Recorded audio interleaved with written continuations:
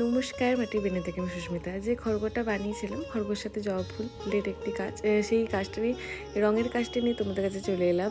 আর এখানে আমি প্রথমে ভেবেছিলাম যে খড়গটা সিলভার কালার করব, তো সেরকমভাবে রঙটা শুরু করলাম যে একটুখানি ইয়েলোটা দিই, দেওয়ার পরেতে সিলভার কালারটা টাচআপ করবো, ভালোই লাগবে হয়তো। তারপর দিয়ে দেখলাম ভালো লাগলো না। তো মনে হলো যে আগে যে কাজটি করেছিলাম সেরকমই খড়গ করেছিলাম, মানে একটা কালী ঠাকুরের সেটটা যে বানিয়েছিলাম, তো সেটা এখানে যে খড়গটা করেছিলাম সেরকম কালারটাই করি, ভালো লাগবে। তো সেইভাবে আবার রঙটা চেঞ্জ করে দিয়েছি।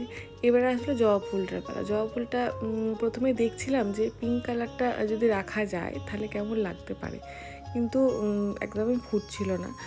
তো সেই ভেবে ওই কালারটা আবার রেড কালার করে দিলাম, কারণ খড়গের সাথে লাল কালারের জবা ফুল খুবই সুন্দর লাগে।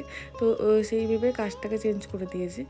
এখানে জবা ফুলটা পুরোটাই লাল করে দিলাম। দেওয়ার পরে তো এবার খড়গের গায়েতে যে ডিজাইনগুলো আছে, মানে একটু কলকা তো দিতে হবে, নাহলে ভালো লাগবে না। তো সেই ভেবে কাজটি করলাম। আর এখানে দেখো যে খড়গটা আছে, খড়গোর চোখটা আমি এঁকে নিচ্ছি। এটার ইয়াররিংসটা কী করেছি সেটা একটা পরে ছবি দিয়ে দেবো, তাহলে বুঝতে পারবে ইয়াররিংসটা কেমন করেছি। তো এই লকেটটা শুধু কেমন লাগছে তোমরা অবশ্যই কমেন্ট করে জানিও।